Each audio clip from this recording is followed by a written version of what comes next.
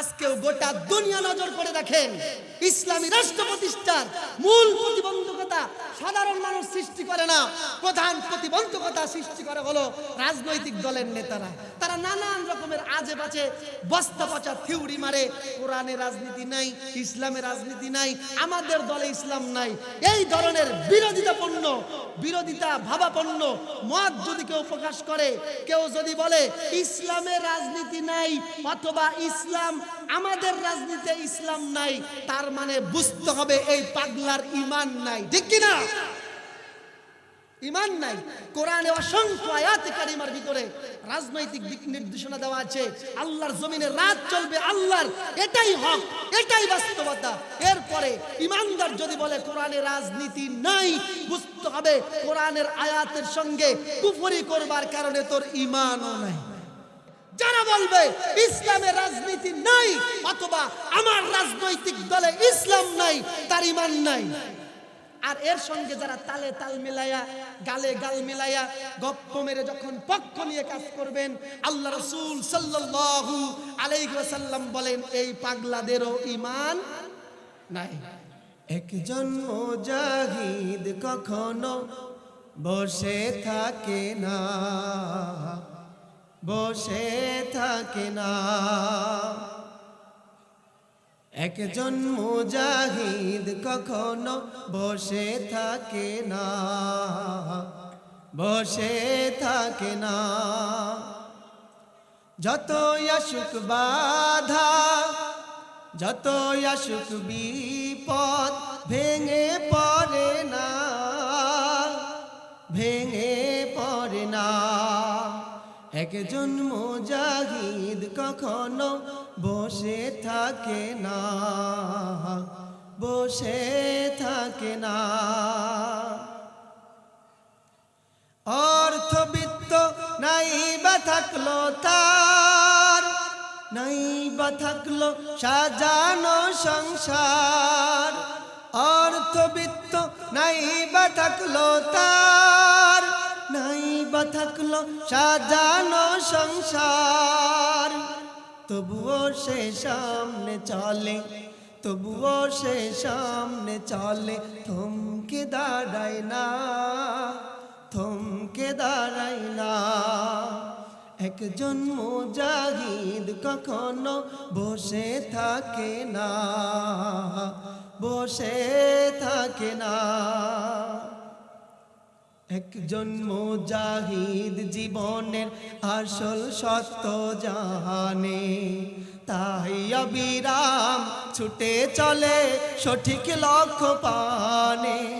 একজন মুজাহিদ জীবনের আসল সত্য জানে, তাই অবিরাম ছুটে চলে সঠিক লক্ষ্য পানে।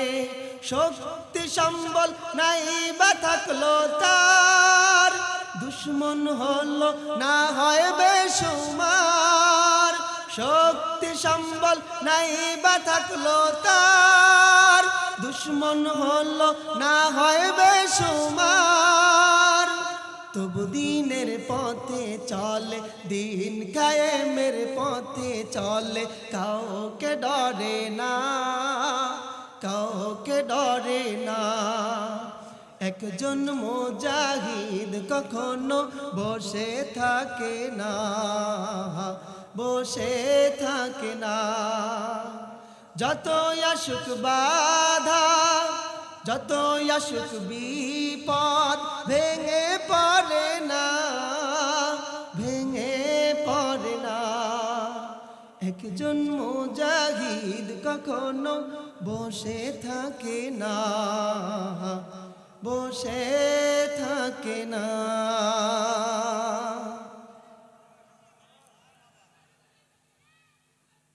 রংপুর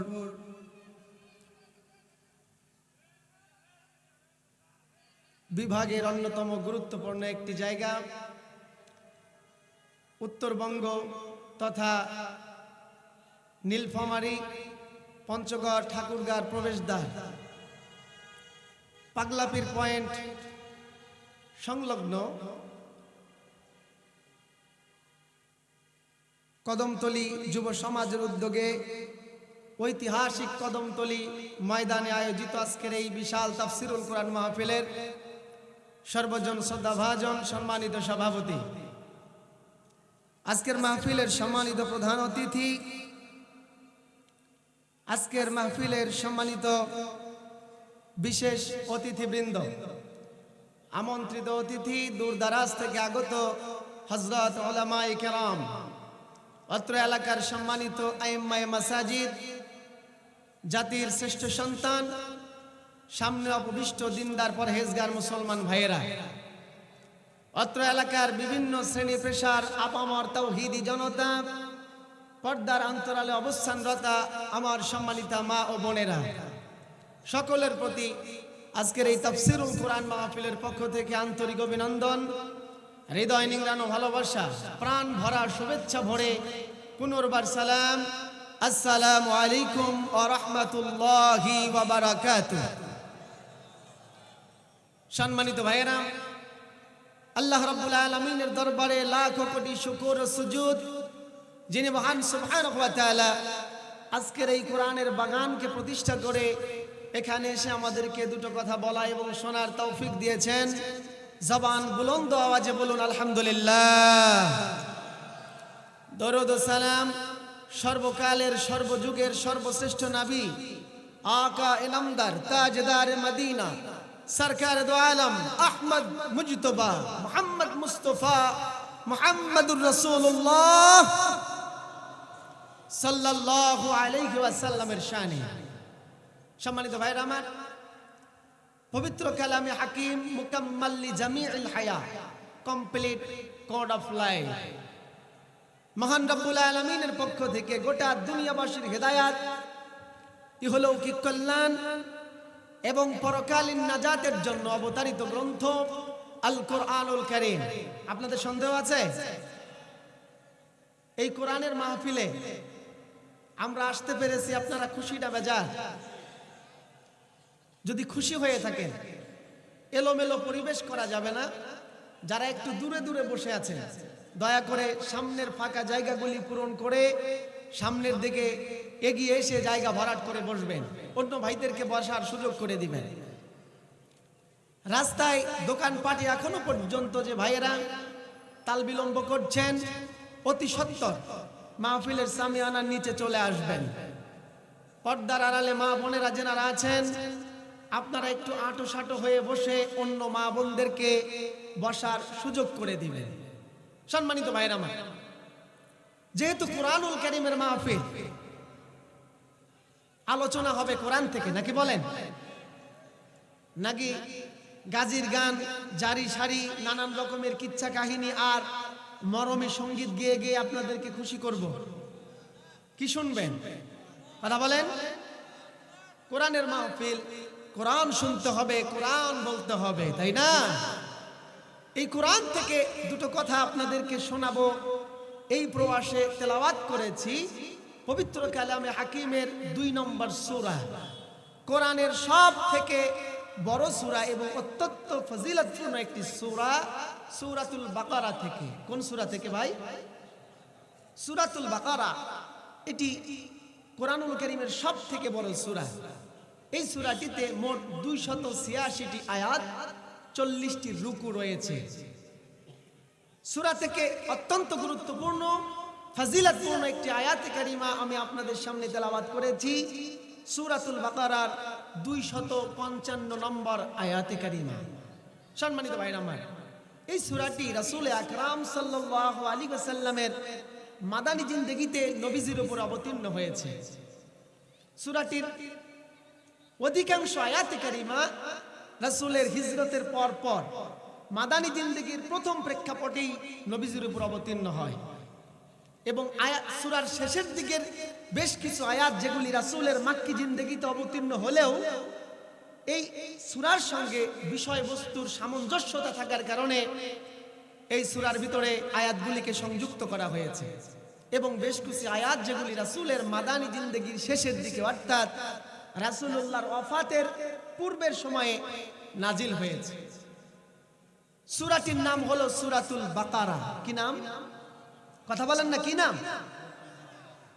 বাকারা শব্দের অর্থ কি? গাভী, গরু। ইংরেজিতে বলা হয় দা কাউ, গরু। কোরআনের সব থেকে বড় সূরা, ফজিলতপূর্ণ একটি সূরা, যেই সূরার ভিতরে রয়েছে শ্রেষ্ঠ আয়াত আয়াতুল কুরসি, আর যে সূরার ভিতরে রয়েছে সূরার শেষ দুটি আয়াত সব থেকে ফজিলতের আয়াত। এই সূরাটির নাম দেওয়া হলো সূরাতুল বাকারা, গরু। এর কিছু কারণ আছে তো নাকি? সূরাতুল বাকারার 67 থেকে 73 নম্বর আয়াতের ভিতরে আল্লাহ সুবহানাহু ওয়া তাআলা বনি ইসরাইলের সময়কার একটা গরু কুরবানির ঘটনা তুলে ধরেছেন। কি কুরবানি? 67 নম্বর আয়াতের ভিতরে আল্লাহ রাব্বুল আলামিন বলতেছেন, وَإِذْ قَالَ مُوسَى لِقَوْمِهِ إِنَّ اللَّهَ يَأْمُرُكُمْ أَن تَذْبَحُوا بَقَرَةً قَالُوا أَتَتَّخِذُنَا هُزُوًا قَالَ أَعُوذُ بِاللَّهِ أَنْ أَكُونَ مِنَ الْجَاهِلِينَ। আল্লাহ পাক বলতেছেন, নবীজি স্মরণ করুন যখন হযরতে মূসা নবী তার জাতির লোকদেরকে বলেছিল, ও আমার কওমের লোকেরা, আল্লাহ রাব্বুল আলামিন তোমাদেরকে একটা গরু কুরবানির নির্দেশ দিয়েছেন। তখন মূসার জাতিরা বলেছিল, ও আল্লাহর নবী মূসা, আপনি কি আমাদেরকে হাসির পাত্র বানাচ্ছেন নাকি? আল্লাহর নবী মূসা তখন জবানে উত্তর দিয়েছিল, قال أعوذ بالله أن أكون من الجاهلين। মূসা বলেছিল, আমি মূর্খদের অন্তর্ভুক্ত হওয়া থেকে আল্লাহ রাব্বুল আলামিনের কাছে পানাহ চাই।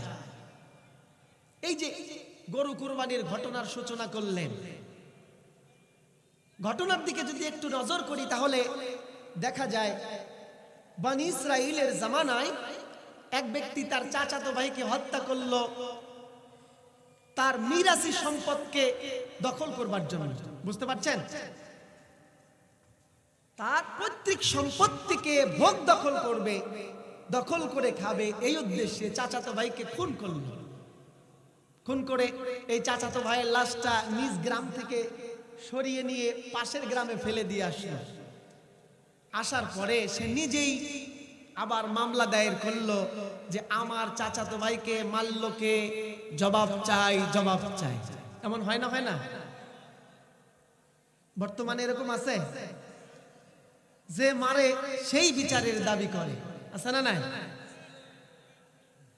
এই ঘটনা যখন বিশৃঙ্খলায় পরিণত হলো, সমাজের ভিতরে হত্যাকারীকে খোঁজার জন্য তোলপাড় চলছে, কওমের লোকেরা যখন পেরেশান হয়ে গেল, খুনি শনাক্ত করা যাচ্ছে না, হযরত মূসা আলাইহিস সালামের কাছে গিয়ে তারা হাজির হয়ে গেল। ও মূসা, আমরা তো সমস্যায় পড়ে গেছি, এই সমস্যা থেকে উদ্ঘাটনের একটা পথ তোমার প্রভুকে বাতলিয়ে দিতে বলো। আল্লাহু আকবার। তারা কিন্তু ঈমান আনেনি, কিন্তু সমস্যা সমাধান করবার জন্য নবীর কাছে চলে গেছে। বর্তমানে এমন আছে ভাই, কোরআন মানে না, হাদিস মানে না, নামাজ পড়ে না, রোজা রাখে না, হজ করে না, যাকাত দেয় না, গাঁজাখোর, মদখোর, চোর, বাটপার, লম্পট, ধোঁকাবাজ, কিন্তু যদি কোনো অসুখ হয় হুজুরের কাছে যায়। ঠিক না? আল্লাহর নবী মূসা আলাইহিস সালাম আল্লাহ পাকের দিকে নজর করে আসমানের দিকে তাকিয়ে ফরিয়াদ জানালেন, মাবুদ, কওমের লোকেরা এসেছে, তাদেরকে সাহায্য করতে হবে, সহযোগিতা করতে হবে। আল্লাহ রাব্বুল আলামিন মূসাকে বললেন, মূসা রে, তোমার কওমের লোকদেরকে একটা গরু জবাই করতে বলো, আর ওই গরুটাকে জবাই করিয়া ওই গরুর মাংসের মধ্য থেকে একটা টুকরা ওই মৃত লাশটার গায়ে তুমি স্পর্শ করতে বলো, আমি আল্লাহ রাব্বুল আলামিন ফয়সালা করে দেব। তারা গরু জবাই করবে না। কেন জবাই করবে না? তার কারণ হচ্ছে তারা গরুর পূজা করত। কি করত? গরু হচ্ছে তাদের দেবতা, গরুকে জবাই করবে না। নিজের হাতে দেবতা হত্যা করা, এটা কি সম্ভব? তারা নানান রকমের প্রশ্ন উত্থাপন করলো। আয়াতে সুস্পষ্ট ঘোষণা এসেছে, এত ব্যাখ্যা করতে গেলে আমি মূলের দিকে যেতে পারবো না। তারা নানান প্রশ্নের সম্মুখীন করে মুসা আলাইহিস সালামকে পেরেশান করে ফেলেছে। গরুর কালার কেমন হবে, বয়স কেমন হবে, কেমন গরু দিব, এই সেই নানান প্রশ্ন করেছে। এক পর্যায়ে সব প্রশ্নের ইতি টেনে তারা বাধ্য হয়েছে গরুকে কুরবানি দিতে। আল্লাহ পাকের কৌশল ছিল তারা তাদের দেবতাকে কুরবানি করবে না, কিন্তু আল্লাহর কৌশলে তারা নিজের হাতেই তাদের দেবতাকে কুরবানি করে দিলেন। আল্লাহ পাক বলে দিলেন, ফাকুল নাদরিবুহু বিবাদিহা। এইবার কুরবানি কত, এই কুরবানিকৃত গরুটার একটা মাংসের টুকরাকে ওই মৃত ব্যক্তিটার গায়ে স্পর্শ করো। আল্লাহ রাব্বুল আলামিন এই স্পর্শের মাধ্যমে ওই মৃত মানুষটাকে জীবিত করে দিলেন।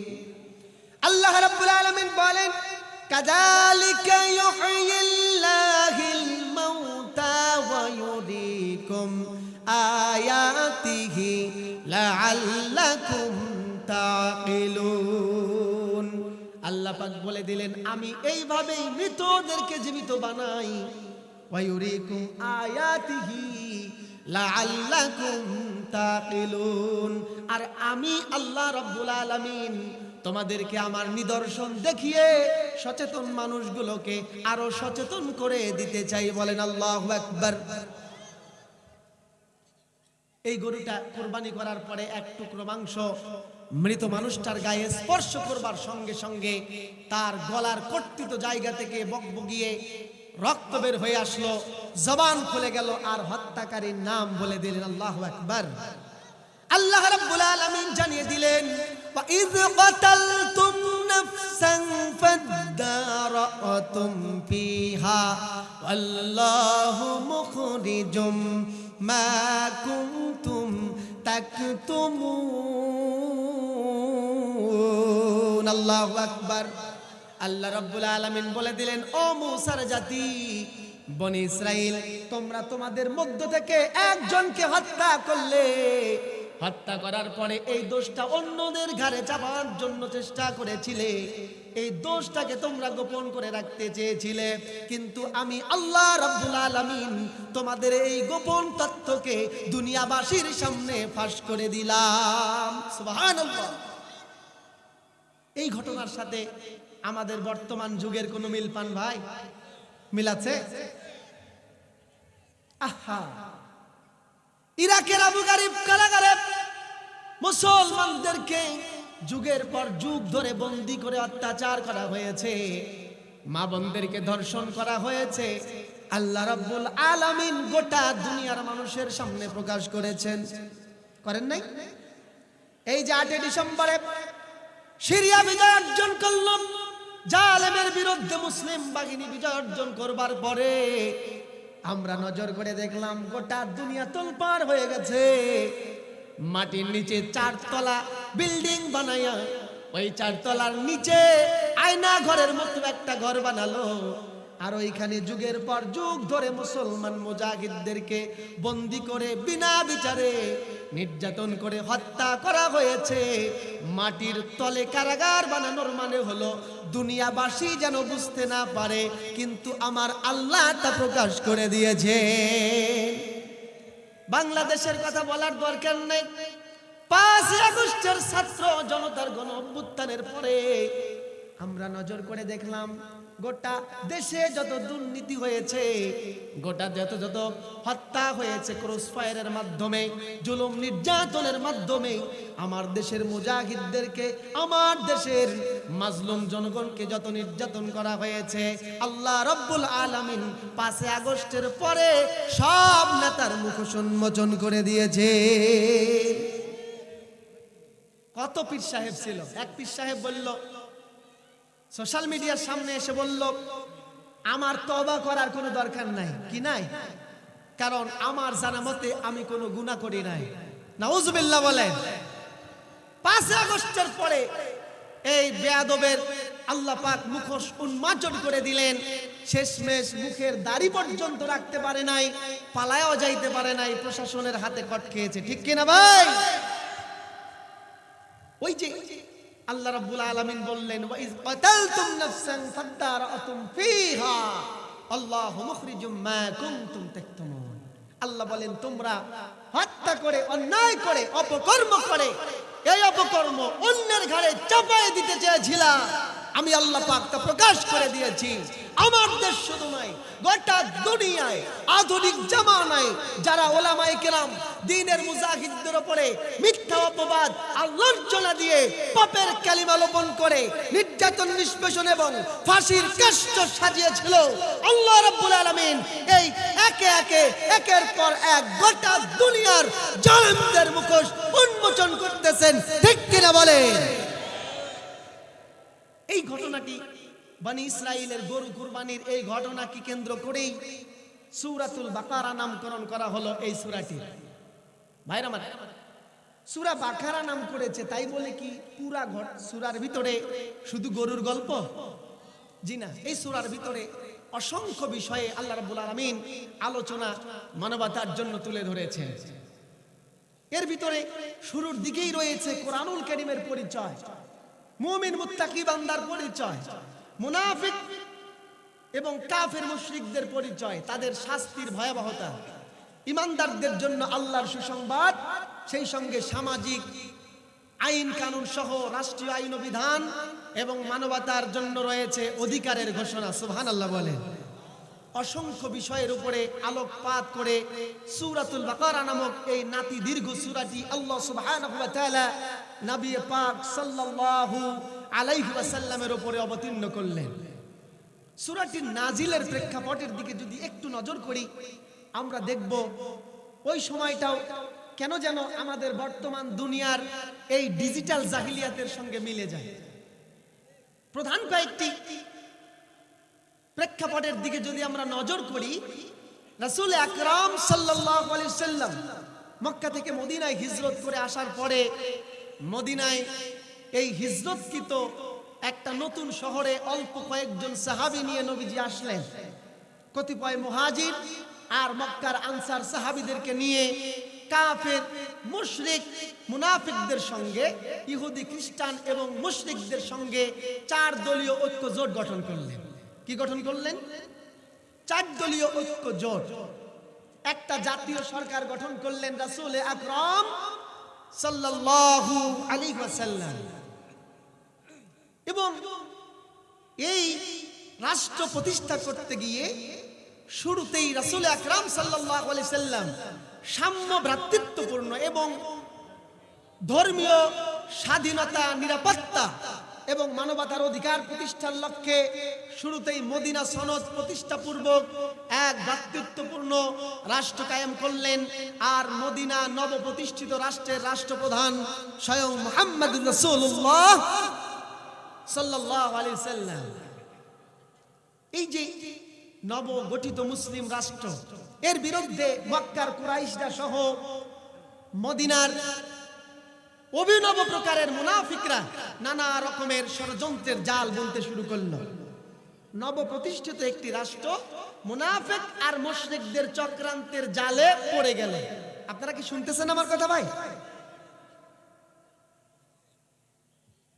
বর্তমান দেশে 5 আগস্টের পরে একটা নবগঠিত সরকার প্রতিষ্ঠা হয়েছে, ঠিক না? এই সরকারে সব আল্লাহর ওলি তা আমরা বলবো না।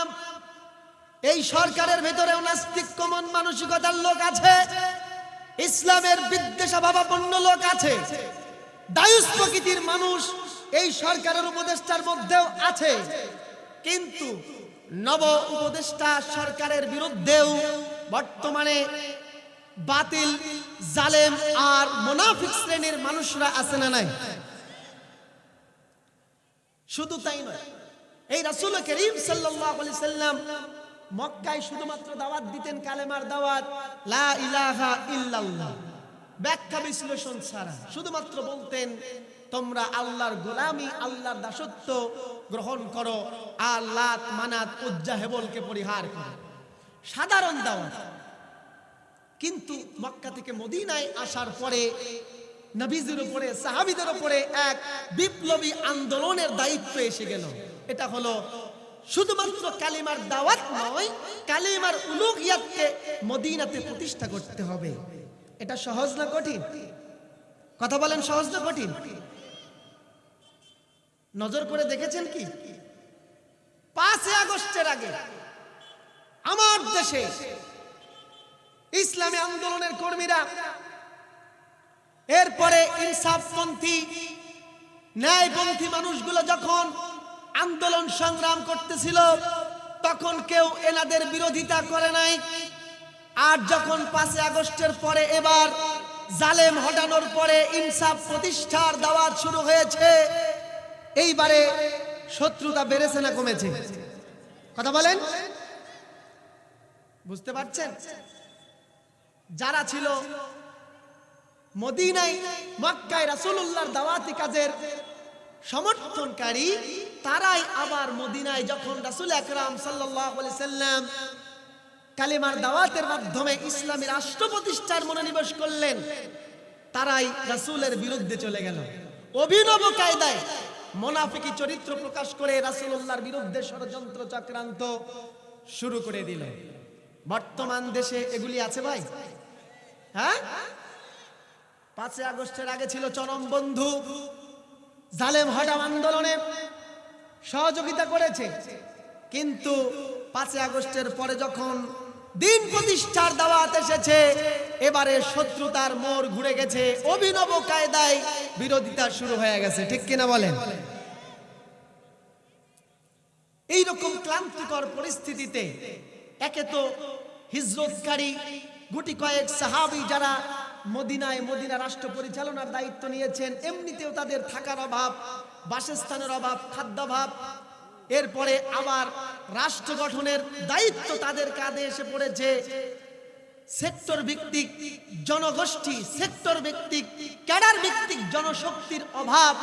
এমন একটা নতুন রাষ্ট্র প্রতিষ্ঠা লগ্নে রাসূলুল্লাহ কাজ করতেছেন, আর কাফের মুশরিকদের মুনাফিকদের বিরোধিতার চরম পর্যায়ে। আল্লাহ সুবহানাহু ওয়া তাআলা এমন সময় রাসূলের উপরে এই সূরাতুল বাকারা নাজিল করে সব সমস্যার সমাধান কল্পে নির্দেশনা জারি করলেন। বলেন সুবহানাল্লাহ। সূরাতুল বাকারার অসংখ্য অগণিত গুরুত্বপূর্ণ টপিকসের ভিতর থেকে আজকে আমি আপনাদের সামনে তেলাওয়াত করব, আলোচনা করব সূরাতুল বাকারার 255 নাম কি? কথা বলেন, আয়াতের নাম কি? আয়াতুল কুরসি। রাসূল আকরাম সাল্লাল্লাহু আলাইহি সাল্লামের জবানি থেকে পেয়েছি।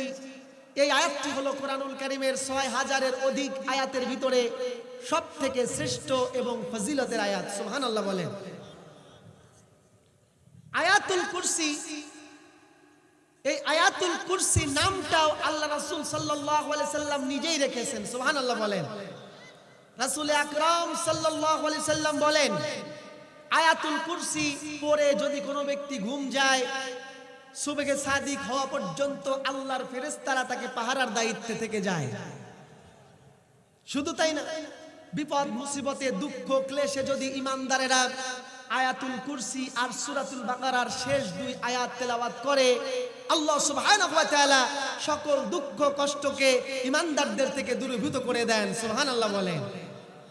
অত্যন্ত গুরুত্বপূর্ণ ফজিলতপূর্ণ একটি আয়াত এটি, এবং রাসূল আকরাম সাল্লাল্লাহু আলাইহি সাল্লাম এই আয়াতটি বেশি বেশি তেলাওয়াতের ব্যাপারে অনেক ফজিলত বর্ণনা করেছেন। কোরআনুল কারীমের শ্রেষ্ঠ এবং সবথেকে ফজিলতের আয়াত। রাসূল বলেছেন, যে ব্যক্তি সকাল সন্ধ্যা আয়াতুল কুরসি পাঠ করে, আল্লাহ রাব্বুল আলামিন তার মৃত্যুর পরেই তাকে জান্নাতে পাঠিয়ে দিবেন, তাকে জাহান্নাম থেকে নাজাত দিয়ে দিবেন, আর তার দোয়াগুলি আল্লাহ সুবহানাহু ওয়া তাআলা কবুল করে নেবেন। সুবহানাল্লাহ বলেন। শুধু তাই না, সূরাতুল বাকারা এটি এমন একটি সূরা, হযরত ইবনে আব্বাস রাদিয়াল্লাহু তাআলা আনহু বলেন, কোন ব্যক্তির ঘরে যদি সূরাতুল বাকারা পাঠ করা হয়, 3 দিন পর্যন্ত ওই ঘরে শয়তান প্রবেশ করতে পারে না। সুবহানাল্লাহ বলবেন না? তার মানে বোঝা যায় সূরা বাকারা আর সূরাতুল বাকারার 255 নম্বর আয়াত আয়াতুল কুরসি অত্যন্ত গুরুত্বপূর্ণ। ঠিক না ভাই? সম্মানিত ভাইরা, আয়াতুল কুরসি, আয়াত মানে আপনারা বোঝেন, আয়াত শব্দের অর্থ নিদর্শন, খণ্ড, টুকরা। কুরসি শব্দের অর্থ কি বলেন তো? হ্যাঁ হ্যাঁ, চেয়ার, মাশাআল্লাহ, সিংহাসন। কুরসি শব্দটির অর্থ হলো চেয়ার, গদি, সিংহাসন, আসন। তবে মুফাসসিরে কেরাম আয়াতুল কুরসির ভিতরে ওয়াসিআ কুরসিয়ুহুস সামাওয়াতি ওয়াল আরদ, এইখানে কুরসি শব্দটিকে রাজত্ব, রাষ্ট্র, ক্ষমতা হিসাবে ব্যবহার করেছেন, অনেক অর্থ দিয়েছেন। আল্লাহর আরশ, আল্লাহর রাজত্ব, আল্লাহর পাওয়ার, আল্লাহর শ্রেষ্ঠত্ব, আল্লাহর মহত্ব, আল্লাহ তাআলার ইলম ইত্যাদি নানান অর্থে কুরসি শব্দটিকে মুফাসসিরে কেরাম ব্যবহার করেছেন। তবে সর্বময় ক্ষমতার মালিক, সার্বভৌমত্বের মালিক অর্থে আয়াতুল কুরসির ভিতরে কুরসি শব্দটি ব্যবহার হয়েছে। আপনারা বলুন তো, গোটা দুনিয়ার সার্বভৌমত্বের সকল ক্ষমতার মালিক কে? যারা বললেন না তারা মনে হয় একমত হতে পারলেন না। কথা বলেন, গোটা দুনিয়ার সার্বভৌমত্বের মালিক আল্লাহ সুবহানাহু ওয়া তাআলা। এই আয়াতুল কুরসির ভিতরে এই ঘোষণাটাই এসেছে। আর এই উলুহিয়াতের ঘোষণার কারণেই এই আয়াতটি সব আয়াতের ভিতরে কোরআনুল কারীমের সর্বশ্রেষ্ঠ আয়াতে পরিগণিত হয়ে গেছে। সুবহানাল্লাহ। শুধু তাই নয়, আয়াতুল কুরসির ভিতরে আল্লাহ সুবহানাহু ওয়া তাআলা তার উলুহিয়াতের পরিচয় দিয়েছেন। ইলাহ হচ্ছেন একমাত্র আল্লাহ, আর ইলাহ হতে গেলে যে বিশেষ মৌলিক কিছু গুণাবলীর দরকার আছে আল্লাহ সুবহানাহু ওয়া তাআলা সেই বিষয়গুলি আয়াতুল কুরসির ভিতরে আমাদের সামনে তুলে ধরেছেন। ইলাহ সার্বভৌমত্ব ক্ষমতার মালিক যিনি হবেন, তার অনেকগুলো গুণাবলী কোরআনুল কারীমের ভিতরে আল্লাহ তাআলা বিভিন্ন সূরার আয়াতের ভিতরে বর্ণনা করেছেন। তবে বিশেষ মৌলিক ইলাহের 10টি গুণাবলী আল্লাহ সুবহানাহু ওয়া তাআলা আয়াতুল কুরসির ভিতরে বর্ণনা করেছেন। আজকে আমাদের আলোচ্যের বিষয় হচ্ছে এটি। সম্মানিত ভাইয়েরা আমার, আল্লাহ রাব্বুল আলামিন আয়াতুল কুরসির ভিতরে এমন কি ঘোষণা দিয়েছেন যার কারণে আল্লাহ রাব্বুল আলামিনের গোটা কোরআনের ভিতরে বিশ্বনবী আয়াতুল কুরসিটাকে সর্বশ্রেষ্ঠ আয়াতের মর্যাদায় ভূষিত করেছেন। আসুন আমরা একটু নজর করে দেখি। আল্লাহ রাব্বুল আলামিন বলতেছেন, আল্লাহু লা ইলাহা ইল্লা হুয়াল হাইয়ুল কাইয়্যুম। আল্লাহ পাক বলতেছেন, আল্লাহ হচ্ছেন তিনি যিনি ব্যতীত আর কোনো ইলাহ নাই, তিনি চিরঞ্জীব, তিনি চিরস্থায়ী, সুপ্রতিষ্ঠিত। বলেন আল্লাহু আকবার। প্রথম কথা হলো আল্লাহ। আল্লাহকে আপনারা চেনেন? কথা বলেন। হ্যাঁ, চেনেন না? আল্লাহ আমাদের রব। আল্লাহ আমাদের কি? এই আয়াতের ভিতরে আল্লাহ রাব্বুল আলামিন নিজের পরিচয় নিজে দিয়ে দিচ্ছেন। ও বান্দারা, আল্লাহ হচ্ছেন তিনি লা ইলাহা ইল্লাহু, যিনি ব্যতীত তোমাদের আর কোনো ইলাহ নাই। এবার কথা হলো আল্লাহ হচ্ছেন তিনি যিনি আমাদের ইলাহ। প্রশ্ন হলো ইলাহ জানেন আপনারা? হ্যাঁ, আরবিতে ইলাহ শব্দের বেশ কয়েকটি অর্থ রয়েছে। ইলাহ শব্দের অর্থ হলো নিরাপত্তা দানকারী, আশ্রয় দানকারী। ইলাহ শব্দের অর্থ হলো রিজিক দাতা। ইলাহ শব্দের অর্থ হলো প্রভু, মালিক, মুনিব। ইলাহ শব্দের অর্থ হলো হুকুমদাতা। ইলাহ শব্দের অর্থ হলো মাবুদ, সকল দাসত্বের অধিকারী। তিনি হচ্ছেন কে? আর ইলাহ শব্দের সুস্পষ্ট সর্বশ্রেষ্ঠ অর্থ হচ্ছে আইনদাতা, বিধানদাতা, সার্বভৌমত্ব ক্ষমতার মালিক। আওয়াজ করে বলেন, সার্বভৌমত্বের মালিক কে? আল্লাহ রাব্বুল আলামিন এই কথাটি এখানে বলতেছেন। আল্লাহ হচ্ছেন তিনি লা ইলাহা, কোন ইলাহ নাই, ইল্লাহু, ওই আল্লাহ ব্যতীত। সম্মানিত ভাইরা আমার, এই ইলাহ, ইলাহের পরিচয় আল্লাহ সুবহানাহু ওয়া তাআলা নিজেই দিয়েছেন। এবার কথা হলো, ইলা শব্দের অর্থ যদি আইনদাতা হয়, ইলা শব্দের অর্থ যদি বিধানদাতা হয়, ইলা শব্দের অর্থ যদি হয় গোটা দুনিয়া পরিচালনার অধিকারী, ইলা শব্দের অর্থ যদি হয় রাষ্ট্র ক্ষমতার অধিকারী, তাহলে গোটা দুনিয়াতে আইন ও বিধান চলার কথা কার? আল্লাহ রাব্বুল আলামিন বললেন, আল্লাহু লা ইলাহা ইল্লাহু, আল্লাহ ছাড়া পৃথিবীবাসীর জন্য আর কোনো ইলাহ নাই। এটা সাধারণ কোনো স্লোগান নয়, সাধারণ কোনো কথা নয়। আল্লাহ ব্যতীত পৃথিবীতে আর কোনো ইলাহ নাই। উলুহিয়াত, সার্বভৌমত্ব, ক্ষমতার মালিক হচ্ছেন একমাত্র আল্লাহ। এই দায়িত্বটা পালন করবার জন্যই আল্লাহ রব্বুল আলামিন পৃথিবীতে অসংখ্য নবী পাঠিয়েছেন। পূর্বের নবীদের শরীয়ত বিশ্লেষণ করলে দেখা যায় সকল নবী হযরত আদম আলাইহিস সালাম থেকে নিয়ে মুহাম্মদ রাসূলুল্লাহ সাল্লাল্লাহু আলাইহি সাল্লাম পর্যন্ত সকল নবীর পৃথিবীতে আসার মিশন ও ভিশন ছিল একটা, সেটা ছিল লা ইলাহা। এই কালেমা আপনারা জানেন না? হযরত আদম আলাইহিস সালাম দাওয়াত দিয়েছেন, ও আমার জাতির লোকেরা, লা ইলাহা ইল্লাল্লাহ, আল্লাহ ছাড়া কোনো ইলাহ নাই। ইব্রাহিম আলাইহিস সালামের দাওয়াত ছিল লা ইলাহা ইল্লাল্লাহ। মুসা আলাইহিস সালাম, ঈসা, নূহ আলাইহিস সালাম, সকল নবী একই ধারাবাহিকতায় একটা দাওয়াত দিয়েছেন, লা ইলাহা ইল্লাল্লাহ। বলেন লা ইলাহা। কালেমা জানেন না? লা ইলাহা, জোরে লা ইলাহা। সকল নবী আম্বিয়ায়ে কেরামের একটাই মিশন ও ভিশন ছিল, এই পৃথিবীতে আল্লাহর উলুহিয়াতকে প্রতিষ্ঠা করতে হবে, আল্লাহর তাওহীদকে জমিনে প্রতিষ্ঠা করতে হবে। সার্বভৌমত্ব, ক্ষমতার মালিক একমাত্র আল্লাহ। আল্লাহ ছাড়া কারো গোলামি, কারো দাসত্ব, কারো আইন, কারো হুকুম পৃথিবীতে চলবে না। গোটা দুনিয়াতে একমাত্র আইন চলবে আল্লাহর। এই আইন প্রতিষ্ঠার প্রতিনিধিত্ব করেছেন গোটা দুনিয়ার সব নবী, সব রাসূল। সুতরাং আমরা তো বলতেই পারি লা ইলাহা।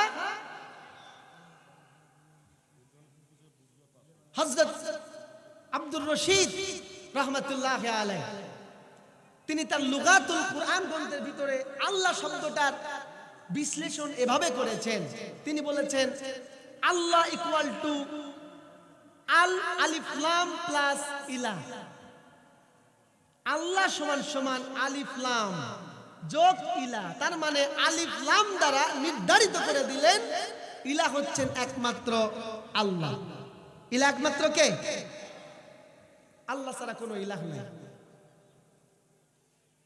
ইলাহ শব্দের অর্থ যদি হয় আইনদাতা, ইলাহ শব্দের অর্থ যদি হয় হুকুমদাতা, ইলাহ শব্দের অর্থ যদি হয় সার্বভৌমত্ব, ক্ষমতার মালিক, তাহলে বলেন তো গোটা দুনিয়াতে এখন কি আল্লাহর উলুহিয়াত চলছে? চলছে? আল্লাহ রাব্বুল আলামিন সূরাতুল ইউসুফের 40 নম্বর আয়াতে কারিমায় জানিয়ে দিয়েছেন, ইনিল হুকমু ইল্লা লিল্লাহ। ও বান্দারা, গোটা দুনিয়াতে একমাত্র হুকুম চলবে, একমাত্র আইন চলবে আল্লাহর। আল্লাহ ব্যতীত কারো আইন চলবে না। কিন্তু আইন চলে কার? কথা বলেন। হ্যাঁ, মানব সমাজে আইন চলে কার? শয়তানের আর মানুষের। এর যৌক্তিক কিছু কারণও আছে। এই কারণটা একটা সূত্র দিয়ে যদি মিলান, কৃতিত্ব, কর্তৃত্ব, নেতৃত্ব ইকুয়াল টু রাজত্ব। ঠিক না? বুঝতেছেন আমার কথা? কৃতিত্ব, কর্তৃত্ব, নেতৃত্ব সমান সমান রাজত্ব, আইন আর রাজনীতি। দেখেন, কৃতিত্ব যার যেখানে, আইন চলে তার সেখানে। ঠিক না ভাই? আমার পরিবারে আমি শুধুমাত্র ভরণ পোষণের দায়িত্ব দেই বলে পরিবারের সন্তান সন্ততি থেকে শুরু করে নিয়ে আমার ঘরের বউ আইন মানে কার? আপনাদের বোধহয় কারো বউ আইন মানে না, না? আস্তাগফিরুল্লাহ। ঘরে সংসারে স্বামীর কর্তৃত্বের কারণে, কৃতিত্বের কারণে স্ত্রী তার আইন মেনে চলে। কর্তৃত্ব তার মানে হচ্ছে জোর যার, মুল্লুক তার, পাওয়ার আছে যার, হুকুম চলে, ঠিক কিনা? যখন যে সরকার ক্ষমতায় আসে সে নিজের মতো করে আইন প্রণয়ন করে, আইন রচনা করে। কৃতিত্ব নাই, কর্তৃত্ব নাই, কিন্তু জনগণ ভোট দিয়েছে, সমর্থন দিয়েছে, নিজেদের নেতা বানিয়ে নিয়েছে, তার মানে নেতৃত্ব দিয়েছে। নেতৃত্ব যার, আইন চলে, ঠিক কিনা? যার নেতৃত্ব তার, জনগণ তার আনুগত্য করতে বাধ্য। আপনারা কি বুঝে শুনে ঠিক বলতেছেন? কথা বলেন। আপনাদের মস্তিষ্ক যদি ঠিক থাকে আর সাক্ষ্য যদি ঠিক হয়, তাহলে এবার নজর করে দেখেন, এই পৃথিবীবাসীর জন্য আল্লাহর কোনো কৃতিত্ব আছে? হ্যাঁ, নাই। একজন, হ্যাঁ, আল্লাহ রাব্বুল আলামিন বলেন, আল্লাহুল্লাযী খালাকাস সামাওয়াতি ওয়াল আরদা ওয়া মা বাইনাহুমা। গোটা দুনিয়ার আসমান জমিনে, আসমান জমিনের মাঝামাঝিতে যা কিছু আছে সব সৃষ্টি করেছেন কে? সৃষ্টি করেছেন কে? তাহলে এই সৃষ্টির প্রতি আল্লাহর কৃতিত্ব আছে? ওয়ামা মিন দাব্বাতিন ফিল আরদি ইল্লা আলাল্লাহি রিজকুহা। আল্লাহ রাব্বুল আলামিন বলেন, গোটা দুনিয়ায় যত সৃষ্টিরাজি রয়েছে, অনেকে বলে 18,000 মাখলুকাত, 18,000 নাকি কম বেশি, তা আমরা নির্দিষ্ট করে বলতে পারবো না। পৃথিবীর মানুষের চেনা অচেনা যত সৃষ্টি আছে, কুল কায়নাতের সব সৃষ্টির রিজিকের মালিক যিনি, তার নাম কি?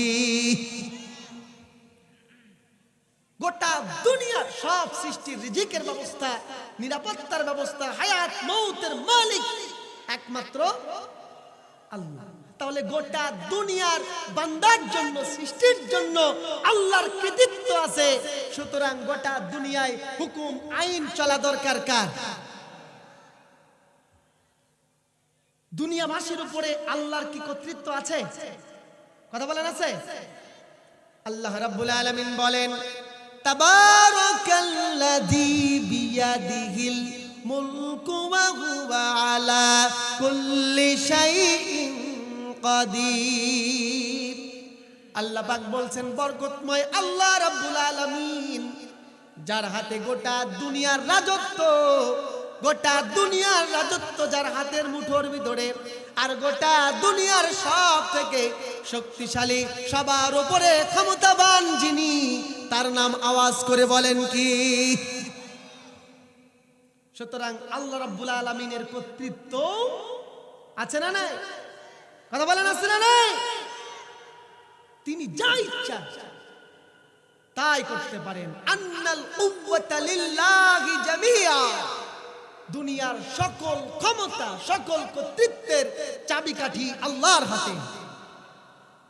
সুতরাং একজন মানুষ পরিবারের নেতা হওয়ার পরে যদি পরিবার তার আইন মানতে বাধ্য হয়, শুধুমাত্র অর্থনৈতিকভাবে কিংবা অন্য কোন পন্থায় কৃতিত্বের কারণে যদি মানুষ আইন প্রণয়ন করবার সুযোগ পায়, যদি ভোটাধিকার প্রয়োগের মাধ্যমে নেতৃত্ব নির্বাচন করবার পরে এই নেতা নেতৃত্বের পদাধিকার বলে আইন সংশোধন, আইন প্রণয়ন করবার সুযোগ পায়, যদি রাজনৈতিক দলের কোন নেতা চেয়ারে বসার কারণে আইন প্রণয়ন করবার ক্ষমতা পায়, তাহলে গোটা দুনিয়ার কুল কায়নাতের উপরে যার কৃতিত্ব, কর্তৃত্ব, রাজত্ব, গোটা দুনিয়ায় আল্লাহর আইন চলবে।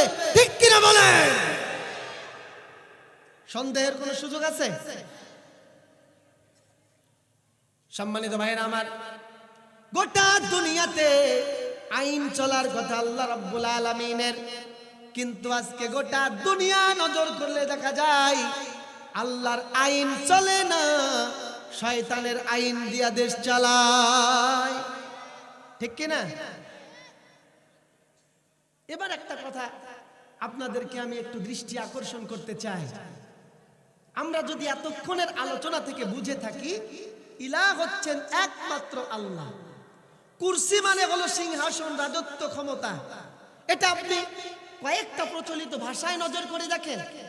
আরবিতে কুরসি মানে যদি সিংহাসন হয়, রাজত্ব হয়, রাষ্ট্র ক্ষমতা হয়। ফার্সি ভাষাতেও দেখবেন এই যে কুরসি শব্দটি চেয়ার, গদি, রাষ্ট্র ক্ষমতা অর্থেই ব্যবহার করা হয়।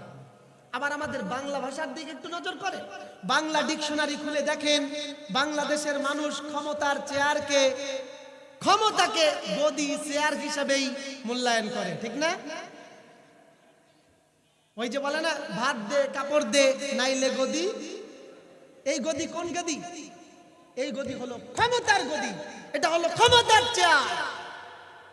আমার ভাইয়ের হত্যার বিচার কর, নাইলে তোর চেয়ার স্যার। কোন চেয়ার? আপনার বাড়ির সোফার চেয়ার নয়, এই চেয়ার হলো রাষ্ট্র ক্ষমতার চেয়ার। সুতরাং ওয়াসিআ কুরসিয়্যুস সামাওয়াতি ওয়াল আরদ, গোটা দুনিয়া, গোটা কুল কায়নাতে আল্লাহর রাজত্ব প্রতিষ্ঠিত, আর তিনি ছাড়া কোনো ইলাহ নাই। সুতরাং গোটা দুনিয়াতে আইন চলবে। জোরে বলেন কে? সম্মানিত ভাইরা আমার, এবার কথা হলো, আপনারা চিন্তা করবেন যে হুদাই খালি বললে হবে? আইন কি এমনি এমনি প্রতিষ্ঠিত হবে? এই আইনকে প্রতিষ্ঠিত করতে হবে। কি করতে হবে? এই প্রতিষ্ঠিত করবেন কোন নিয়মে, কোন পদ্ধতিতে? পদ্ধতি জানা আছে আপনাদের? হ্যাঁ, নবীদের পদ্ধতিতে। কাদের পদ্ধতিতে? কথা বলেন। নবীদের পদ্ধতিতে। নবী আম্বিয়ায়ে কিরাম তারা যেই পদ্ধতিতে দুনিয়াতে উলুহিয়াত প্রতিষ্ঠা করতে এসেছিলেন, আমাদেরকে ওই পদ্ধতিতেই হাঁটতে হবে। এবার কথা হলো, নবীদের পদ্ধতিটা কি? নবীরা কোন পদ্ধতিতে আল্লাহর আইন প্রতিষ্ঠা করার সংগ্রাম করেছিলেন, সেই পদ্ধতিটা কি? সেই পদ্ধতিটার নাম হলো রাজনৈতিক পদ্ধতি। পদ্ধতির নাম কি? আপনারা এক হতে পারছেন না আমার সাথে? না, আমার সাথে বলেন। নবীরা, আম্বিয়ায়ে কেরাম দুনিয়াতে আল্লাহর উলুহিয়াত প্রতিষ্ঠা করতে এসেছিল রাজনৈতিক পদ্ধতিতে। কোন পদ্ধতিতে?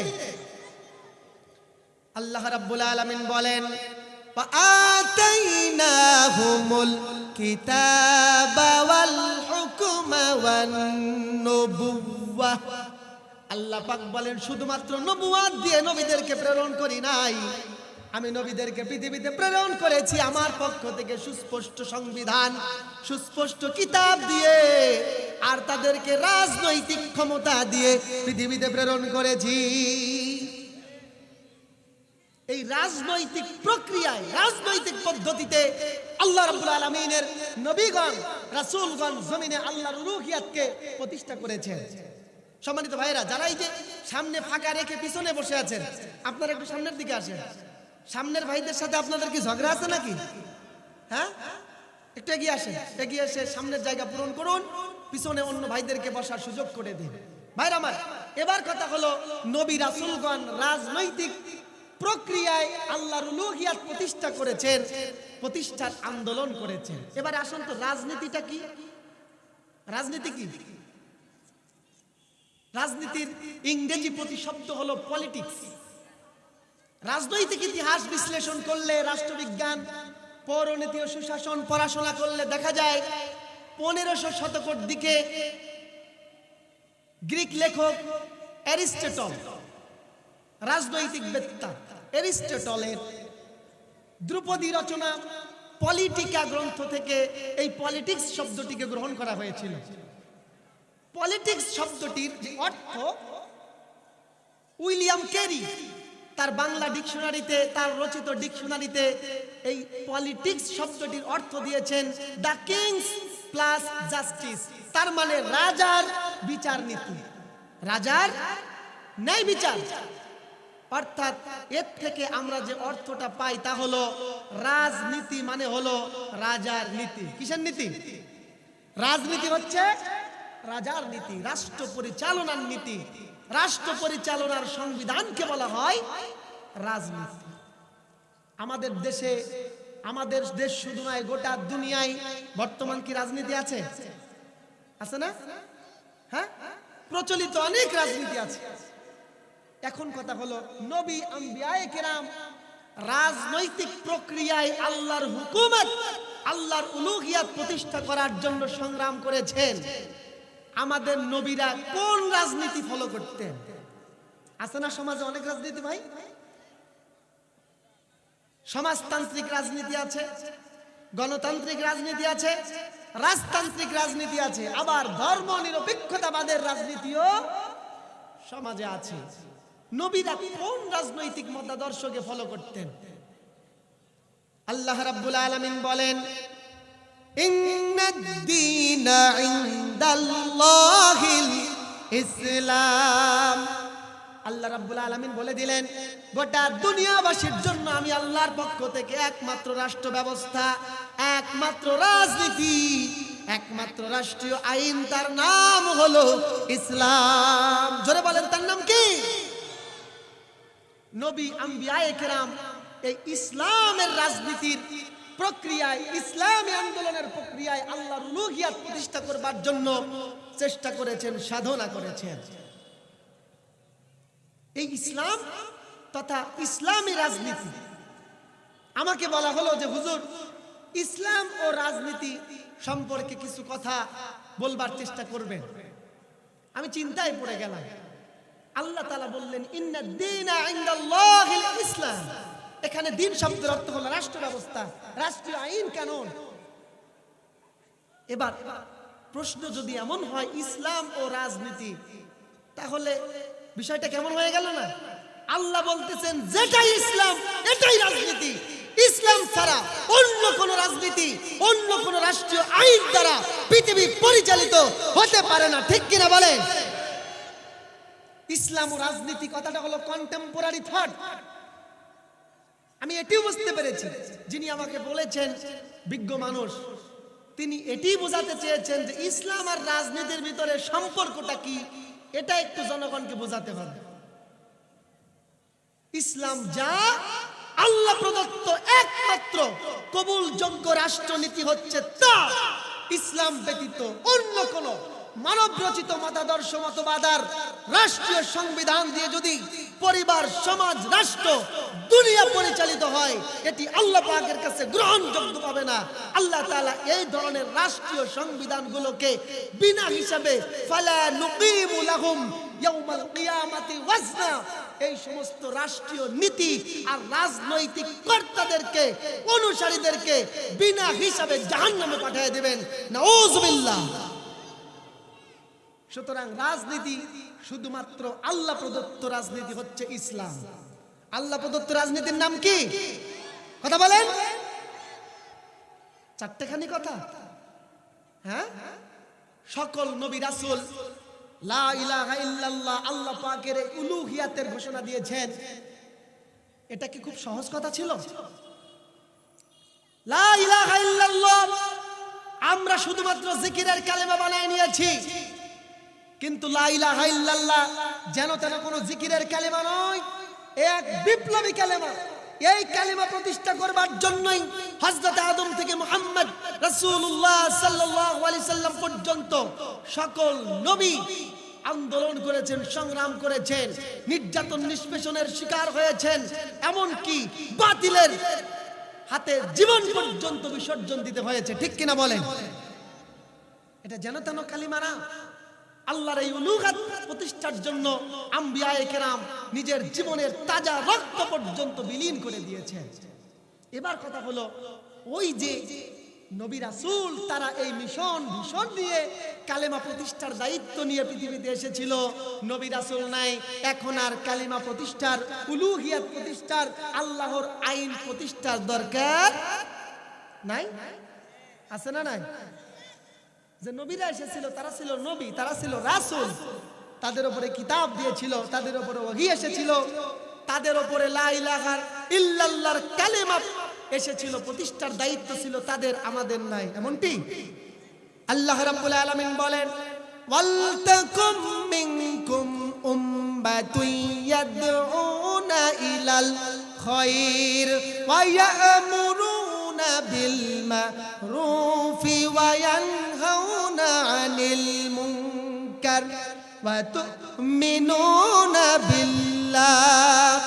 আল্লাহ পাক বলে দিলেন, ও আমার বান্দারা, তোমাদের প্রত্যেক যুগে প্রত্যেক জাতির ভিতরে একটা দল থাকবে, তারা সার্বক্ষণিক মানুষদেরকে আল্লাহর দিকে ডাকবে, আদেশ দিবে, অসৎ কাজে বাধা প্রদান করবে। তার মানে সত্য প্রতিষ্ঠার জন্য, আল্লাহর দ্বীন প্রতিষ্ঠার জন্য তানহাউনা আনিল মারুফ এবং ওয়া তানহাউনা আনিল মুনকার, ন্যায় প্রতিষ্ঠা এবং অন্যায়কে জমিন থেকে মূলোৎপাটন করবার জন্য দৃঢ় ভূমিকা পালন করবে। সকল যুগের মানুষের উপরে এই দায়িত্বটা আছে না নাই? এখন এই দায়িত্ব পালন করতে গেলে নবী রাসূল আম্বিয়ায়ে কেরামের উপরে যেমন জুলুম নির্যাতন হয়েছিল, আমাদের উপরেও হবে না? হবে না? হবে না? হবে না? আল্লাহ পাক বলেন ওয়া তুমিনুনা বিল্লাহ, আল্লাহর উপর দৃঢ় ঈমান রাখতে হবে। তার মানে হলো নবী রাসূলের উপরে যখন কালিমার দাওয়াত দেওয়ার কারণে নির্যাতন নিষ্পেষণ হয়েছে, অত্যাচার নির্যাতন হয়েছে, খুন হতে হয়েছে, জীবন দিতে হয়েছে, কারারুদ্ধ হয়ে জেলখানায় দুকরে কাটতে হয়েছে, তোমরাও যখন দ্বীন প্রতিষ্ঠার জন্য ডাক দিবা, আল্লাহর উলুহিয়াত, আল্লাহর আইন প্রতিষ্ঠার জন্য যখন আন্দোলন সংগ্রাম করবে, তোমাদের উপরেও নির্যাতন হবে, জুলুম হবে। সেই সময় আল্লাহর উপরে অবিচল বিশ্বাস রাখতে হবে, ঈমান হারানো যাবে না। আপনারা কি ওই রাসূলদের কালিমার দায়িত্ব পালন করতে রাজি আছেন? কথা বলেন, রাজি আছেন? কালিমার মালা মোরা গলায় পড়েছি, পড়েছেন? কালিমা পড়েছেন? কালিমার মালা মোরা গলায় পড়েছি, দুঃখ আসবে, কষ্ট আসবে, মেনে নিয়েছি, জেল হবে, জুলুম হবে, মেনে নিয়েছি, কালিমার মালা মোরা গলায় পড়েছি। বলেন, কালিমার মালা মোরা গলায় পড়েছি। ওই কালিমা যে লা ইলাহা ইল্লাল্লাহর ঘোষণা জবানে দিয়েছি, নবী আম্বিয়ায়ে কেরাম যখন এই কালিমা প্রতিষ্ঠার জন্য প্রয়োজনে জীবন দিয়েছেন, আমরাও জমিনে আল্লাহর উলুহিয়াত প্রতিষ্ঠার জন্য সামর্থ্য অনুযায়ী কাজ করব। প্রয়োজনে দ্বীন প্রতিষ্ঠার জন্য বুকের তাজা রক্ত বিলিয়ে দিব। কারা কারা রাজি আছেন দুহাত তুলে আল্লাহকে দেখায় দেন। লিল্লাহি তাকবীর, লিল্লাহি তাকবীর। হাত নামান। এইবার কথা হলো, আল্লাহর জমিন হুকুম চলবে কার? প্রতিষ্ঠা করবে কারা? কারা কারা বলেন? আমরা।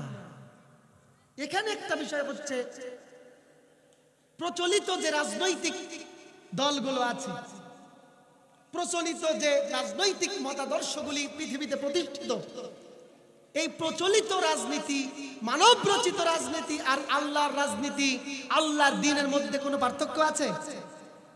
হ্যাঁ, বিস্তর কথা আমি বলবো না, শুধুমাত্র একটা কথা বলতে চাই। প্রচলিত রাজনীতি যেগুলি মানব দর্শন থেকে আমরা পেয়েছি, এগুলি হলো মানবতার দর্শন প্রতিষ্ঠার রাজনীতি, ঠিক না? কারো বাবার আদর্শ প্রতিষ্ঠা করার জন্য কেউ পাগল পারা, কেউ কারো স্বামীর আদর্শ প্রতিষ্ঠা করবার জন্য পাগল হয়ে গেছে, আবার কেউ কোনো দার্শনিক, কোনো সমাজতান্ত্রিক, কোনো রাজতান্ত্রিক, কোনো গণতান্ত্রিক নিয়ম শৃঙ্খলা প্রতিষ্ঠা করবার জন্য সংগ্রাম করতেছে, ঠিক কিনা? এটা হলো প্রচলিত রাজনীতি। আর আল্লাহ প্রদত্ত রাজনীতি হলো আল্লাহর খেলাফতের রাজনীতি। কিসের রাজনীতি? আল্লাহ প্রদত্ত রাজনীতি। আল্লাহ পাক রব্বুল আলামিন যে ইসলাম আমাদেরকে দিয়েছেন, যে শরিয়া যে হুকুম, যে আইন ও বিধান, যে দিন আমাদেরকে দিয়েছেন, এই ইসলাম ভিত্তিক রাজনীতি হলো আল্লাহর রাজনীতি। এটা হলো আল্লাহ প্রদত্ত রাজনীতি। আল্লাহ প্রদত্ত রাজনীতিতে যারা রাজনৈতিক নেতা এবং কর্মী, তারা হলো আল্লাহর খেলাফতের, আল্লাহর প্রতিনিধিত্বমূলক রাজনৈতিক নেতা। আর যারা প্রচলিত রাজনীতি করছে, তারা হলো নিজেদের আদর্শ প্রতিষ্ঠান নেতা। বুঝতে পারেন এটা আপনারা? এবার কথা বলেন, মানুষের আদর্শ জমিনে প্রতিষ্ঠিত হবে নাকি আল্লাহর আদর্শ? কথা বলেন, কার আদর্শ? আল্লাহ রাব্বুল আলামিন বলেন, আলা লাহুল খালকু ওয়াল আমর, ও আমার বান্দারা, সৃষ্টি যার, হুকুম চলবে একমাত্র তার। গোটা দুনিয়া সৃষ্টিকার, হুকুম চলবে। দুনিয়ার মানুষের দিকে একটু তাকান না, আল্লাহ পাকের প্রত্যেকটা কথার মধ্যে সূক্ষ্ম যুক্তি, সূক্ষ্ম দলিল আছে। একটা মোবাইল কোম্পানি যখন মোবাইল বানায়, মোবাইল বানাবার পরে কিছু নিয়ম শৃঙ্খলা তারা দিয়ে দিয়েছে। মোবাইলটার নির্ধারিত জায়গায় চার্জ লাগাতে হবে, অন্য জায়গায় লাগালে চার্জ হবে না, ঠিক না? মোবাইল কারেন্ট দিয়ে চালাতে হবে। চার্জ ফুরিয়ে গেলে মোটর সাইকেলকে চালানোর জন্য যেমন পেট্রোল দেওয়া হয়, মোবাইলের ভিতরে পেট্রোল দিলে মোবাইল চলবে, চলবে ভাই। আবার মোটর সাইকেল কোম্পানি যখন মোটর সাইকেলটা বানালো, তারা একটা রেস্ট্রিকশন দিয়ে দিল, এইখানে ব্রেক, এইখানে পিকআপ, এই পায়ের নিচে পিছনের ব্রেক, এই যে কিছু নিয়ম কানুন দিয়ে দিল। আর সিস্টেম দিল চালাতে হবে পেট্রোল অথবা অকটেন দিয়া। এইবার যদি আপনি মনে করেন পেট্রোল অকটেন না, আমি পানি দিয়া চালাবো, দাম দিয়ে কেনা লাগে না, মোটর সাইকেল চলবে? তার মানে বোঝা যায় সৃষ্টি যার, হুকুম চলবে। মোবাইল কোম্পানি মোবাইলটা বানাইলো, বানানোর পরে নিয়ম দিয়া দিল কারেন্ট দিয়ে চালানো লাগবে, চার্জ দিয়ে চালানো লাগবে, এনার্জি দিয়ে চালাতে হবে। পানি দিয়ে চালালে মোবাইল চলবে না, মোবাইল নিমিষেই নষ্ট হয়ে যাবে। Motorcycle company motorcycle বানাইলো, পেট্রোল অকটেন দিয়ে চালাতে হবে। আপনি পানি দিয়ে চালাইলে মোটর সাইকেল চলবে না, বরং মোটর সাইকেল জরাজীর্ণ হয়ে জং ধরিয়া মোটর সাইকেলটা নষ্ট হয়ে যাবে। আল্লাহ রাব্বুল আলামিন বলেন, আলা লাহুল খালকু ওয়াল আমর, তাবারাকাল্লাহু রাব্বুল আলামিন। আল্লাহ রাব্বুল আলামিন বলে দিলেন, সৃষ্টি যার, হুকুম চলবে তার। গোটা দুনিয়ার রব হচ্ছেন আল্লাহ। সুতরাং ইনিল হুকমু ইল্লা লিল্লাহ, গোটা দুনিয়ায় হুকুম চলবে, আওয়াজ করে বলেন কার? আর যদি আল্লাহর আইন ও বিধান ব্যতীত অন্য কোন মতাদর্শ, সমাজতান্ত্রিক, গণতান্ত্রিক, রাজতান্ত্রিক কিংবা অন্য কোন ধর্মনিরপেক্ষতার মতাদর্শ দিয়ে রাষ্ট্র, আল্লাহর সৃষ্ট এ দুনিয়া পরিচালনা করতে চান, তাহলে অশান্তি আছে না নাই? কথা বলেন, অশান্তি আসবে না? আসবে না? ওই যে মোটরসাইকেল যেমন পানিতে চলবে না, নষ্ট হয়ে যাবে, মোবাইল যেমন পানিতে, পেট্রোলে, তেলে চলবে না, কারেন্ট দিয়ে চালাতে হবে। এটা তার কোম্পানির নির্দেশ, কোম্পানির আইন। আল্লাহর জমিন আল্লাহর কোরআন দিয়ে, আল্লাহর বিধান দিয়ে, ইসলাম দিয়ে চালাতে হবে, এটাই আল্লাহর নির্দেশ। এর বাইরে যদি যান, দুনিয়া ধ্বংস হবে, দুনিয়াতে বিশৃঙ্খলা হবে, ফাসাদ হবে, ফিতনা হবে, শান্তি ফিরে আসবে। আজকে দুনিয়ার মানুষেরা সাম্প্রদায়িক দাঙ্গা হাঙ্গামা নিরসনের জন্য কত কিছু করছে। আমাদের সমাজের বিভিন্ন রাজনৈতিক দলের নেতারা কত ভূমিকা রাখছে। সাম্প্রদায়িক দাঙ্গাকে বন্ধ করো, ভ্রাতৃত্ব প্রতিষ্ঠা করো, দল মত ধর্ম বর্ণ নির্বিশেষে শান্তিপূর্ণ রাষ্ট্র প্রতিষ্ঠা করো, এটা আপনারা চান? এজন্য কত রকমের, কেউ বলতেছে ধর্ম নিরপেক্ষতা ছাড়া, সেকুলারিজম ছাড়া এই ধর্মীয় স্বাধীনতাকে প্রতিষ্ঠা করা যাবে না। কেউ বলতেছে যে সমাজতান্ত্রিক আইন ছাড়া সমাজে শান্তি আসবে না। কেউ বলতেছে গণতান্ত্রিক আইন ছাড়া গণতন্ত্র প্রতিষ্ঠা হবে না। কেউ বলতেছে রাজতন্ত্র ছাড়া সমাজের শান্তির বিকল্প নাই। কিন্তু আল্লাহ রাব্বুল আলামিন বলেন, ফাবিযালিকা ফালইফরাহু হুয়া খায়রুম মিম্মা ইয়াজমাউন। আল্লাহ আল্লাহ রাব্বুল আলামিন বলেন, ও আমার বান্দারা আনন্দিত হও, উল্লাস করো, খুশি হয়ে যাও। তোমাদেরকে আমি আল্লাহ ইসলাম নামক, কোরআন নামক যে সংবিধানটা দিলাম, এই সংবিধানের ভিতরে পৃথিবীর সব মতাদর্শের, সব উন্নয়ন, সব মতাদর্শের সব কল্যাণ আমি আল্লাহ একীভূত করে দিয়েছি। বলেন সুবহানাল্লাহ। এই কল্যাণ বাদ দিয়ে যখন আপনি টুকরো টুকরো কল্যাণ দিয়ে রাষ্ট্র পরিচালনা করতে যাবেন, সমাজে শান্তি ফিরে আসবে? আসবে না। যে যেই মতাদর্শ দিয়ে ইসলাম প্রতিষ্ঠা করতে, শান্তি প্রতিষ্ঠা করতে চান, শান্তি প্রতিষ্ঠা হবে না। বিষয়টা ওই রকম হবে। এক লোক শীতের দিন জামাই বাড়ি যাচ্ছে। কোথায় যাচ্ছে? জামাই বাড়ি যাচ্ছে। নতুন জামাই বাড়িতে আমাদের উত্তরবঙ্গের একটা সিস্টেম হলো, নতুন জামাই বাড়িতে শ্বশুর লেপ, কাঁথা, কম্বল এগুলি কিছু দান করে, তাই না? শীতের দিন কাঁথা কম্বল নিয়ে যাচ্ছে জামাইয়ের বাড়ি। প্রতিমধ্যে দেখছে জামাইয়ের বাড়িতে যাওয়ার আগে পাশের গ্রামে এক বাড়িতে ভয়াবহ আগুন লেগে গেছে। আগুনে পুড়ে দাও দাও করছে, সারকার হয়ে যাচ্ছে। চিন্তা করলো, সর্বনাশ, এ বাড়ির কয় বাড়ি পরে আমার জামাইয়ের বাড়ি, এই আগুন যদি চলতে থাকে কিছুক্ষণ পরে আমার জামাইয়ের বাড়ির চিহ্ন আর থাকবে না, ছাই হয়ে যাবে। চিন্তাটা ঠিক আছে না? চিন্তা ঠিক। জামাইয়ের কল্যাণ চাচ্ছে, অগ্নিদগ্ধ অসহায় মানুষের কল্যাণের জন্য চিন্তা করেছে। এই চিন্তাকে আমরা সাপোর্ট করি না? করি না? কি আছে, কি দিয়ে আগুন নেভানো যায়? আছে তো শুধু খাতা কম্বল। এই কাঁথা কম্বল গুলি বলছে যাই হয় হোক, সামনের বছর না হয় জামাইকে কাঁথা কম্বল আবার দেব, এবারে এগুলো দিয়ে আগুন নেভাই। আগুনের মধ্যে ছুড়ে দিয়েছে। আগুন নিভবে না জ্বলবে? কথা বলেন। মোটর সাইকেল নিয়ে এক ভাই যাচ্ছে, ট্যাঙ্কি ভরা তেল, তেলের দামও তো এখন কম না, তাই না? চিন্তা করলো, সর্বনাশ, আগুন লেগে গেছে, মানুষগুলো ক্ষতিগ্রস্ত, এই আগুন আমার নিভাতে হবে। আমি একজন সামাজিক মানুষ, জনদরদি মানুষ, আগুন নিভাতে গেলে কি করি? কিচ্ছু তো নাই, আছে আমার মোটর সাইকেলের তেল। কল্যাণের জন্য আগুনটা নিভানোর নিয়ত করেছে, ভালো নিয়ত, কিন্তু পেট্রোল বের করে যখন আগুনের মধ্যে আগুন নিভানোর জন্য ছড়ে দিয়েছে, নিয়ত ভালো কিন্তু আগুন না নিভে আবার দাও দাও করে, ঠিক না? আমার ভাইয়েরা, বন্ধুরা, আজকে পৃথিবীতে অশান্তির দাবানল দাও দাও করে জ্বলতেছে। গোটা দুনিয়ার পরিবার, সমাজ, রাষ্ট্র অশান্তির দাবানলে জ্বলে পুড়ে সরকার হয়ে গেছে। মানবতার কল্যাণের জন্য বিভিন্ন মতাদর্শের মানুষগুলো, তারা জনগণের কল্যাণ করবার জন্য তাদের মতাদর্শ দিয়া সমাজে শান্তি প্রতিষ্ঠা করবার জন্য চেষ্টা করতেছে। গণতান্ত্রিক নেতারা বলতেছে আমার গণতন্ত্র দিয়া সমাজে শান্তি প্রতিষ্ঠা করতে চাই। রাজতান্ত্রিক নেতারা বলতেছে রাজতান্ত্রিক পাওয়ার দিয়া সমাজে শান্তি প্রতিষ্ঠা করতে চাই। আর যারা ধর্মনিরপেক্ষতার ধ্বজাধারী, ধর্মনিরপেক্ষতার ধ্বজাধারী এই অধার্মিক মানুষগুলো চায় ধর্মীয় স্বাধীনতার জন্য ধর্মনিরপেক্ষতা, সেকুলারিজম প্রতিষ্ঠা করতে হবে। এই মর্মে তারা নিজেদের মতাদর্শ প্রতিষ্ঠা করে রাষ্ট্রীয় আইন প্রণয়ন করে সমাজে শান্তি ফিরাতে চাচ্ছে। আমার ভাইয়েরা, আপনাদেরকে আমি প্রমোট করলাম, সাপোর্ট করলাম, আপনাদের জনদরদি মনকে আমি সালাম দিলাম, স্যালুট দিলাম, কিন্তু ওই যে আগুন নিভানোর ঘটনায় জনদরদি মোটর সাইকেলের তেল যেমন দিয়েছে, আগুন নিবে নাই, আগুন বেড়ে গেছে। জামাইয়ের কাঁথা কম্বল দিয়া ব্যক্তি আগুন নিভানোর জন্য যেমন আগুনে ছেড়ে দিয়েছে, উদ্দেশ্য ভালো থাকলেও আগুন নেবে নাই, আগুন বেড়ে গেছে। তেমনি গণতান্ত্রিক, রাজতান্ত্রিক, সেকুলারিজমের এই মতাদর্শ দিয়া সমাজের অশান্তির দাবানল নিভাতে চান, ভালো কথা, নিভবে না, নিভবে না।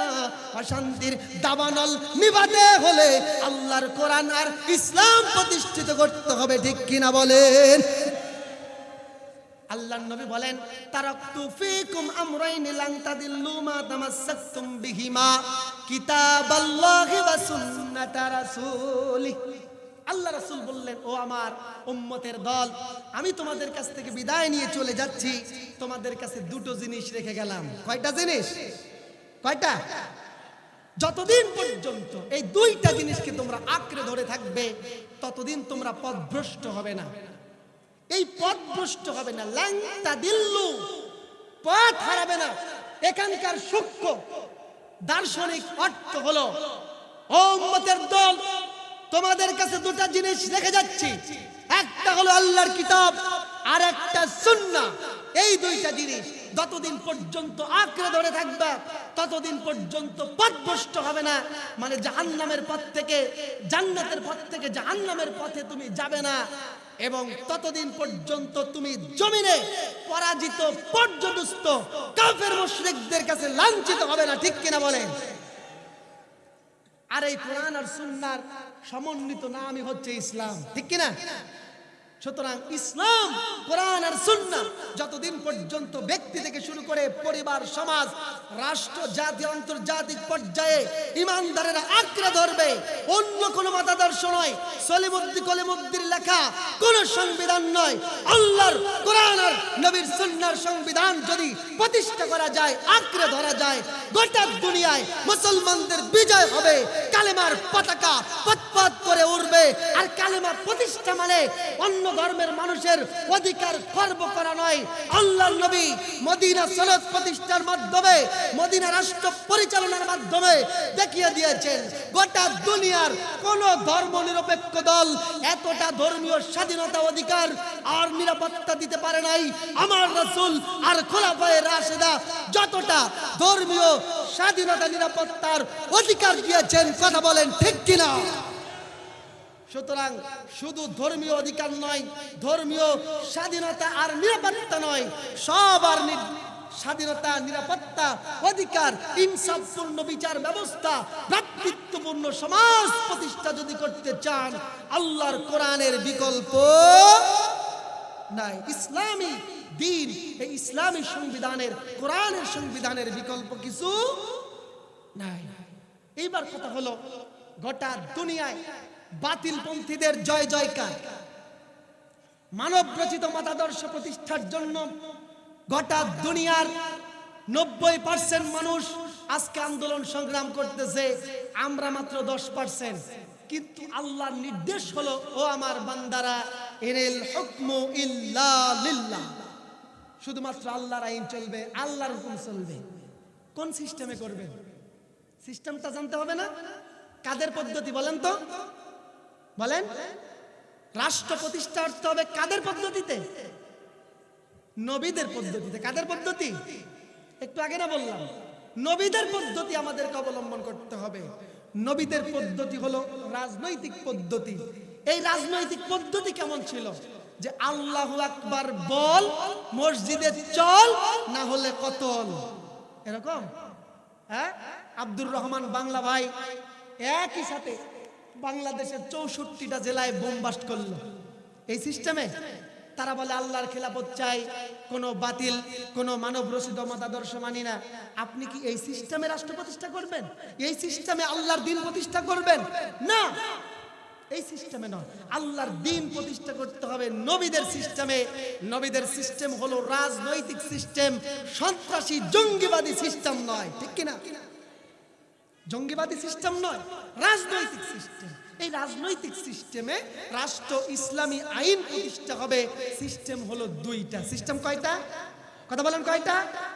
একটা হলো জনমত গঠন করতে হবে, জনগণকে বুঝিয়ে শুনিয়ে কোরআনের দাওয়াত দিয়ে, ইসলামের দাওয়াত দিয়ে, নেতার নেতৃত্বের আদর্শ ফুটিয়ে তুলে জনগণকে ইসলামী আইনের দিকে অনুকূলে নিয়ে আসতে হবে। আল্লাহ রাব্বুল আলামিন বলেন, নবীদের দায়িত্ব ছিল, ইয়া কওমি ইবুদুল্লাহ মা লাকুম মিন ইলাহিন গায়রুহু।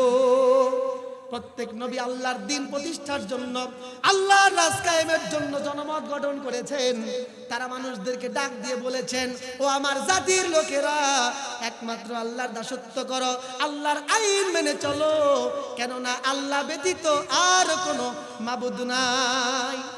জনমত গঠনের কাজ করেছেন নবী আম্বিয়ায়ে কেরাম। এই জনমত গঠনের কাজ করতে গিয়ে কখনো বাধার সম্মুখীন হয়েছেন, আবার কখনো তারা সমাদৃত হয়েছে। ঠিক না? এই সিস্টেম এখনো বলবৎ আছে না? এই ধারা এখনো আছে। আপনি দেখবেন রাজনৈতিক পদ্ধতিতে ইসলাম প্রতিষ্ঠা করতে গেলে পৃথিবীতে সর্বপ্রথম যারা বাধা সৃষ্টি করে তারা হলো রাজনৈতিক গোষ্ঠী, ঠিক না? সকল নবীর যুগে নবীদের দিন প্রতিষ্ঠার কাজে প্রথম বাধা হয়ে দাঁড়িয়েছিল রাষ্ট্রশক্তি কিংবা মানব রচিত মতাদর্শের রাজনৈতিক নেতারা। আজকেও গোটা দুনিয়া নজর করে দেখেন, ইসলামী রাষ্ট্র প্রতিষ্ঠার মূল প্রতিবন্ধকতা সাধারণ মানুষ সৃষ্টি করে না, প্রধান প্রতিবন্ধকতা সৃষ্টি করে হলো রাজনৈতিক দলের নেতারা। তারা নানান রকমের আজে বাজে বস্তা পচা থিওরি মারে, কোরআনে রাজনীতি নাই, ইসলামে রাজনীতি নাই, আমাদের দলে ইসলাম নাই। এই ধরনের বিরোধিতা ভাবাপন্ন মত যদি কেউ প্রকাশ করে, কেউ যদি বলে ইসলামে রাজনীতি নাই অথবা ইসলাম আমাদের রাজনীতিতে ইসলাম নাই, তার মানে বুঝতে হবে এই পাগলার ঈমান নাই, ঠিক কি না? ঈমান নাই। কোরআনে অসংখ্য আয়াতে কারিমার ভিতরে রাজনৈতিক দিক নির্দেশনা দেওয়া আছে। আল্লাহর জমিনে রাত চলবে আল্লাহর, এটাই হক, এটাই বাস্তবতা। এরপরে ঈমানদার যদি বলে কোরআনে রাজনীতি নাই, বুঝতে হবে কোরআনের আয়াতের সঙ্গে কুফরি করবার কারণে তোর ঈমানও নাই। যারা বলবে ইসলামে রাজনীতি নাই অথবা আমার রাজনৈতিক দলে ইসলাম নাই, তার ঈমান নাই। আর এর সঙ্গে যারা তালে তাল মিলায়া, গালে গাল মিলায়া, গপ্প মেরে যখন পক্ষ নিয়ে কাজ করবেন, আল্লাহ রাসূল সাল্লাল্লাহু আলাইহি ওয়াসাল্লাম বলেন এই পাগলাদেরও ঈমান নাই। عن عوس بن شرحبيل رضي الله تعالى عنهم أنه سمع رسول الله صلى الله عليه وسلم من مشى مع ظالم ليغبيه وهو يعلم إنه ظالم فقد خرج من الإسلام। আল্লাহ রাসূল বলেন যে ব্যক্তি জালেমকে জালেম জেনে, এই কথাটা বলে শেষ করে দিব। আল্লাহ রাসূল বলেন যে ব্যক্তি জালেমকে জালেম জেনে তারপরেও তাকে সমর্থন দেয়, সে ইসলাম থেকে খারেজ হয়ে গেছে, তার মানে সে আর মুসলমান নাই, ঈমান নাই। আমি শেষ করে দিতে চাই, সর্বশেষ দুটি বাক্য বলেছি। যারা ইসলামী রাজনীতি, ইসলামী রাষ্ট্রনীতি, আল্লাহর উলুহিয়াতকে স্বীকার করে না, কুফরি করে, তাদের ঈমান থাকবে না। সেই সঙ্গে যারা সমর্থন করবে এবং বাতিল মতাদর্শীদেরকে পক্ষ নিয়ে সমর্থন দিয়ে শক্তি বর্ধনের চেষ্টা করবে, আল্লাহ রাসূল বলেন মান মাশা মা যালিমিন লিয়ুকাব্বিয়াহু ওয়া হুয়া ইয়ালামু ইন্নাহু যালিমুন ফাকাদ খারাজা মিনাল ইসলাম। আল্লাহ রাসূল বললেন জালেমকে জালেম জেনে যারা কোরআনের উপরে, ইসলামের উপরে, মানবতার উপরে জুলুম করে, আল্লাহর উপরে জুলুম করে, আল্লাহর উলুহিয়াতকে অস্বীকার করে জুলুম করে, তাদেরকে যারা সমর্থন দিবে তাদেরও ঈমান থাকবে না। সুতরাং আমরা আমাদের ঈমান রক্ষা করব তো ইনশাআল্লাহ? ঈমান রক্ষা করতে হবে না? আল্লাহ আমাদেরকে হেফাজত করুন, বলেন আমিন।